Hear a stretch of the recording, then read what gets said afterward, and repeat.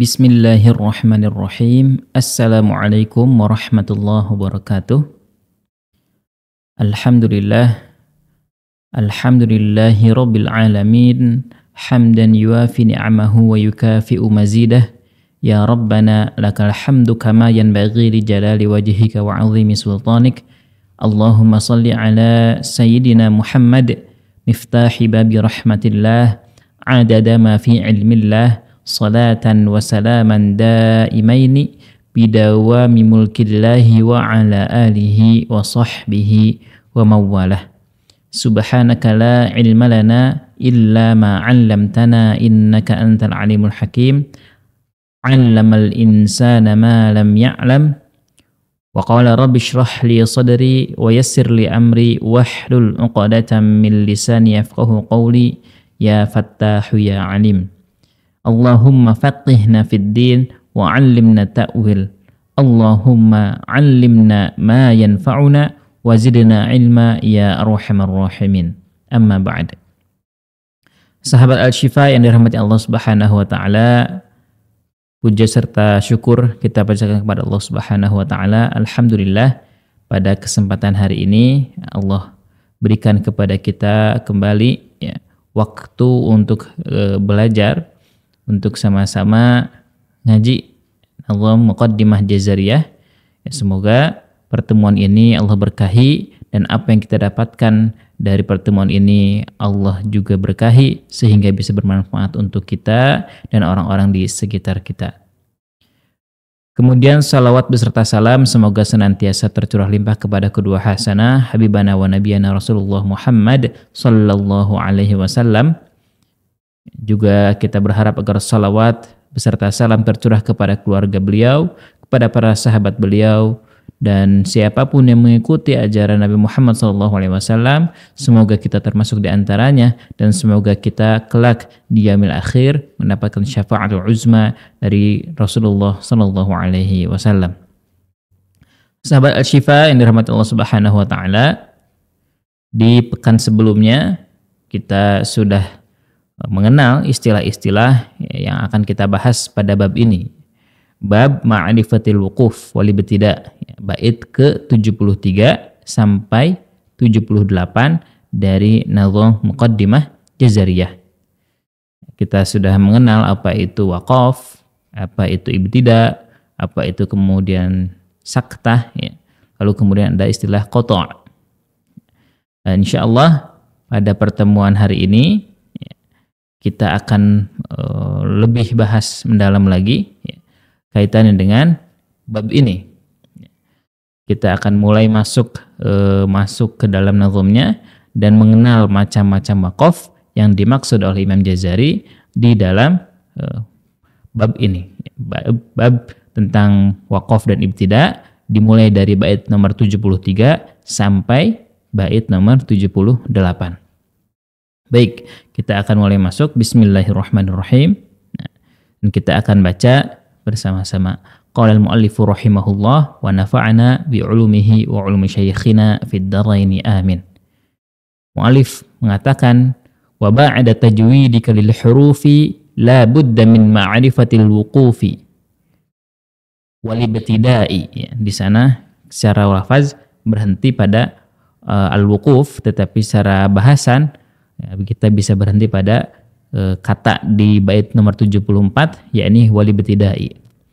Wa ba'da tajwidika lil hurufi, setelah kita membahas kaitannya dengan tajwidul huruf, tajwidul huruf kita sudah bahas, kita sudah terangkan juga, kita sudah murajaah juga di pekan yang lalu apa itu makna tajwidul huruf. Sekilas, tajwidul huruf artinya bagaimana kita mengucapkan setiap huruf Al-Qur'an sesuai dengan makhrajnya. Lalu disempurnakan dengan pengucapannya itu disertai sifat-sifatnya, baik itu sifat yang lazimah maupun sifat yang 'aridah. Sifatul lazimah dan sifatul 'aridah. Yang dimaksud sifatul lazimah seperti bagaimana huruf ta ketika kita ucapkan ada hamznya, ada kemudian syiddahnya, tekanannya kuat, nafasnya mengalir. Lalu kemudian bagaimana dia tipis, Nah, ini yang mesti kita jaga dari sifatul lazimah, sifat yang wajib. Lalu kemudian aridhahnya apa? Ya, aridhah ada 11. Ya, dimulai dari harokat, ya, kemudian sukunnya, saktahnya, begitu ya. Bagaimana huruf ta ini kadang-kadang dibaca izhar, ya. Tabat yada, ya. Tapi kemudian kadang-kadang bisa juga dibaca ikhfa ketika sebelumnya nun sukun atau sebelumnya ada tanwin. Kuntum. Nah, ini sifatul aridhah, kadang-kadang melekat, kadang-kadang tidak. Kadang-kadang kemudian dibaca panjang, ya, lebih dari 2 harokat, atau kadang cukup dibaca 2 harokat. Ya, misalkan ta, ya kan? Taibun, tammah, itu bisa lebih dari 2 harokat. Itu maksud kemudian nanti di kondisi yang kadang-kadang dia dibaca 2 harokat, kadang-kadang 1 harokat, ya. Kadang-kadang kemudian lebih dari 4 harokat, ya, bahkan bisa sampai 6 harokat.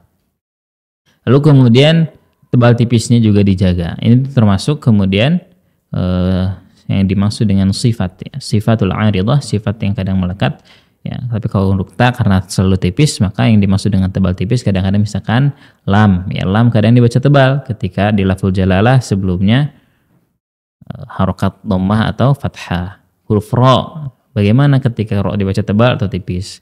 Nah, ini yang dimaksud dengan sifatul aridhah. Nah, ini kan kita sudah bahas dari mulai bab makhraj sifat, ya.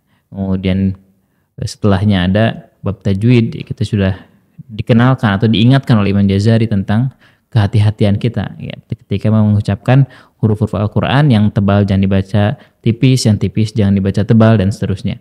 Lalu kemudian di bab setelahnya, ya, tentang penekanan-penekanan juga, ya, bagaimana huruf-huruf tipis jangan sampai dibaca tebal, dan seterusnya. Lalu kemudian tentang ro, setelah di bab setelahnya sudah dibahas juga, ya, bagaimana huruf ro ketika sebelumnya fathah, ro sukun sebelumnya fathah, tebal atau tipis, ro sukun sebelumnya kasroh, tebal atau tipis, dan seterusnya. Lalu kemudian pada bab selanjutnya tentang penekanan lagi, bagaimana lam tebal, bagaimana penekanan ada sifat isti'la dan itbaq, ya. Mana yang lebih kuat, gitu ya. Lalu kemudian bahas juga tentang iltiqa'u harfain, ya, pertemuan dua huruf, ya. Apakah ada idgham di sana, apakah izhar, kalaupun idgham apakah idghamnya kamil atau naqis, ya. Lalu kemudian dikenalkan kita dengan bab dhad, ya, mengingatkan kita, ya, Imam Jazari mengingatkan kita tentang harus dibedakan mana dhad mana dha, ya, karena banyak yang mengucapkan dengan suara yang sama, ya, padahal secara makna bisa berubah. Lalu setelahnya ada bab nun sukun tanwin, ya. Kemudian bab mim sukun, lalu kemudian bab mad, ya, kita sudah bahas itu semua. Nah, sahabat Asy-Syifa yang rahmatullah subhanahu wa ta'ala, lalu kemudian di bab setelahnya Imam Jazari mengatakan wa ba'da tajwidika lil hurufi, setelah kalian membahas atau diajarkan oleh beliau, ya, oleh muallif tentang tajwidul huruf, ya, termasuk di dalamnya tadi hukum-hukum, ya. La budda min ma'rifatil luqufi wal ibtida'i. Maka, ya, selanjutnya jangan lupa untuk mengenal, mengetahui tentang apa? Tentang waqaf dan ibtida'. Waqaf sebagaimana sudah kita bahas, yang dimaksud dengan waqaf adalah berhenti sejenak, mengambil nafas, ya, dengan niat kemudian melanjutkan. Lalu kemudian wal ibtida', ya, bagaimana kita memulai bacaan, ya. Jangan sampai kita memulai bacaan di tempat yang salah. Nah, ini akan dikenalkan oleh Imam Jazari, ya, istilah apa kemudian tanda-tanda umumnya, ya, atau pengenalan secara umumnya. Karena sekali lagi untuk waqaf, ya, ini adalah sesuatu yang dalam, ya, dibahasnya karena harus memahami maknanya dan sebagainya, ya. Kalau kita ya mengenal saja, ya, apa yang disampaikan oleh Imam Jazari, insya Allah kita akan pelajari, ya, supaya nanti kita bisa tahu rambu-rambunya secara umum. Nah, sahabat Asy-Syifa dirahmati Allah Subhanahu wa taala. Lalu kemudian muallif Imam Jazari melanjutkan, ya, di bait ke-74 ini, wahyatu qasamu idzan thalathatan tamun wa kafin wa hasan. Ya. Tentang waqaf ini terbagi menjadi 3. Wahyatu qasamu idzan salasatan, ya, terbagi menjadi 3. yakni tamun wa kafin wa hasan. Ada tam, ada kaf, ya maksudnya cukup, ya, kafi, lalu kemudian ada hasan. Jadi waqaf, nanti kita akan pelajari apa itu tam, apa itu kafi, apa itu hasan. Waqaf dibagi menjadi 3 nantinya. Tapi waqaf yang mana nih? Nah, karena waqaf sebelumnya ada pembagian dulu secara umum. Nah, insyaallah kita nanti akan bahas.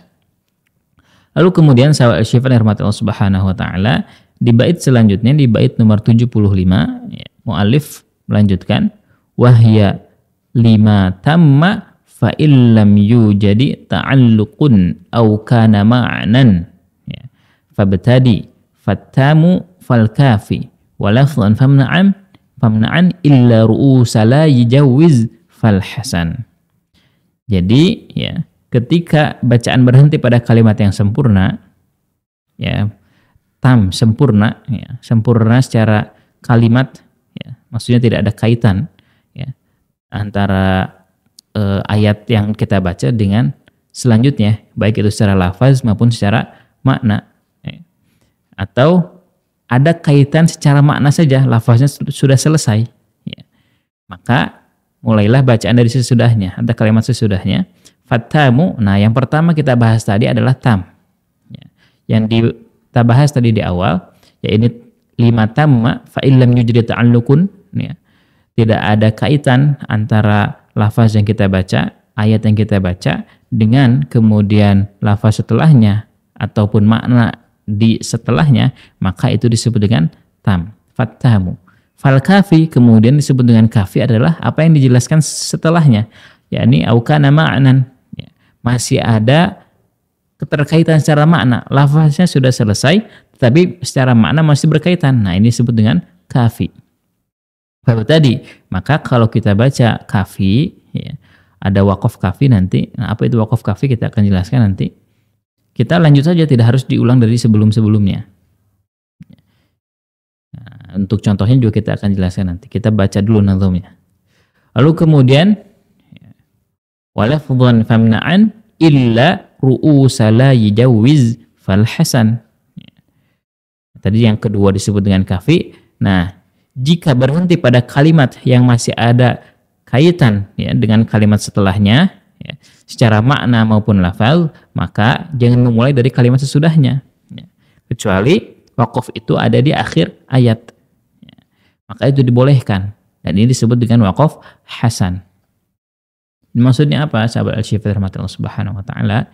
Nanti kita akan temukan, ya, secara lafaz dan secara makna ayat yang kita baca ini masih berkaitan dengan ayat setelahnya secara lafaz maupun secara makna. Tetapi, ya, kita tidak perlu kemudian memulai bacaannya dari awal ayat lagi untuk kemudian dilanjutkan kepada ayat selanjutnya. Cukup dilanjutkan kepada ayat setelahnya, ya, karena memang di sana sudah ada tanda ayatnya. Nah, nanti ini kita akan jelaskan secara umum, ya, berikut contoh-contohnya setelah kita selesai membahas tentang lafaz ini, lafaz nazam ini. Lalu sahabat Al-Syifa rahmat Allah Subhanahu wa taala, di bait selanjutnya, bait nomor 77, muallif mengatakan wa ghairu ma tamma qabihun wa lahu yuqafu mudtarran wa yubda qablahu. Dan jika kita berhenti pada bacaan yang tidak sempurna lafaznya ataupun maknanya, maka itu disebut dengan waqaf qabih, ya, waqaf yang buruk, waqaf yang jelek, yang tidak harus dilakukan atau tidak boleh dilakukan, ya. Waqaf ini yuqafu mudtarran, ya, waqaf ini hanya boleh, ya, walahu yuqafu mudtarran, dan ini waqaf hanya boleh dilakukan ketika dalam keadaan darurat. Kita akan jelaskan apa yang dimaksud dengan darurat. Wa yubda qablahu, dan kalau kita mengalami waqaf ini, waqaf jelek, ya, waqaf qabih, waqaf yang secara makna, secara lafaz itu kemudian cacat, ya, lalu kemudian ditambah lagi itu bukan di akhir ayat. Nah, kalau di akhir ayat kan tadi masih dibolehkan, ya, disebutnya dengan waqaf hasan. Tapi kalau lafaznya belum selesai, maknanya belum selesai, dan letaknya ada di tengah-tengah ayat, maka ini disebut dengan waqaf qabih. Dan cara membacanya, kalau kita ingin mengibtidak, memulai bacaan lagi, maka harus diulang dari ma qablahu wa yubda qablahu, diulang dari sebelum-sebelumnya, beberapa kata sebelumnya, supaya makna tetap terjaga, lafaznya tetap terjaga. Walaysa fil Qur'ani min waqafin wajab. Ya, selanjutnya di bait ke-78 mu'allif mengatakan walaysa fil Qur'ani min waqafin wajab wala haramun ghaira ma lahu sabab. Sungguhnya ya, pada dasarnya di dalam Al-Qur'an tidak ada waqaf yang mutlak wajib, wala haramun, juga tidak ada waqaf yang mutlak haram, ghaira ma lahu sabab, kecuali pasti ada penyebabnya ya. Atau selama tidak ada penyebabnya, selama tidak ada yang mewajibkan atau tidak ada yang kemudian membuat satu lafaz itu harus diwakafkan di sana, maka kita bisa mentolerir nanti misalkan kita membaca di mushaf yang lain tanda wakafnya berbeda, begitu ya. Kemudian selanjutnya wala haramun ghairu malahu sabab. Kemudian kalau di dalam mushaf ya, atau di dalam lafaz tersebut tidak ada sesuatu yang menyebabkan kita harus tidak boleh berhenti di sana, artinya haram untuk wakaf, maka kalau kita temukan adanya perbedaan tanda wakaf di mushaf yang lain, maka itu juga kita tidak perlu terlalu risau ya. Karena sekali lagi walaysa fil Qur'ani min waqafin wajab wala haramun ghairu ma lahu sabab. Kadang-kadang sahabat Al-Syifa kita menemukan di mushaf yang satu wakafnya lambangnya jim misalkan ya. Di mushaf yang lain kalau jim itu kan berarti boleh berhenti, boleh tidak. Tapi di mushaf yang lain simbolnya lain, misalkan sholat ya, atau wasol aula, berarti lebih utama dilanjutkan. Nah ini kan berbeda. Ini gimana nih? Di mushaf yang satu boleh wakaf, boleh wasol, di mushaf yang satu lebih utama wasol. Nah, ini tidak perlu menjadi permasalahan karena bisa jadi di sana memang tidak ada yang menyebabkan secara makna maupun secara lafaz membuat kita harus wakaf, wajib wakaf ataupun harus wasol secara wajib gitu, tidak. Nah, ulama lebih paham ya, kemudian memberi simbol. Satu ulama ngasihnya ya tanda silahkan wasol, atau yang satu lagi lebih wajib atau lebih utama wasol. Atau di Quran yang lain misalkan kita baca di mushaf yang ini sifatnya atau tanda wakafnya qola ya, wakaf aula. Nah, yang satu sholat, wasol aula. Bagaimana nih satu tempat sama lafaznya dalam Quran, tapi kok di mushaf ini dan di mushaf yang satu lagi simbolnya berbeda. Ya, kita bersandar kepada bait nomor 78 ini, walaysa fil Qur'ani min waqafin wajab wala haramun ghairu ma lahu sabab. Sesungguhnya pada dasarnya di dalam Al-Qur'an tidak ada wakaf yang mutlak wajib. Di lafaz ini harus wakaf. Ya. Lalu kemudian wala haramun, di lafaz ini tidak boleh wakaf. Ghairu ma lahu sabab, kecuali ada sebabnya. Maka ada kalanya juga kita menemukan, oh ini di sini simbolnya mim, haram untuk wakaf misalkan, atau harus wakaf misalkan. Nanti di mushaf yang lain sama juga. Nah ini berarti memang ada sebab yang menguatkan di sana harus melakukan kita satu tindakan, apakah wakaf atau bahkan tidak boleh wakaf sama sekali. Nah, barangkali itu sahabat Al-Syifa rahmati Allah Subhanahu wa taala ya, secara terjemah tafsiriyahnya bab ma'rifatil wuquf bait nomor 74 sampai ya, dimulai dari tadi 73 sampai ke 78 ya, kaitan dengan pengenalan ya, kita atau ikhtiar daripada Imam Mu'allif untuk mengenalkan kepada kita tentang wakaf dan ibtidah. Insyaallah di segmen yang kedua kita akan dalami ya, bagian-bagian atau macam-macam wakaf yang dimaksud di dalam bab ini. Insyaallah setelah pariwara berikut ini.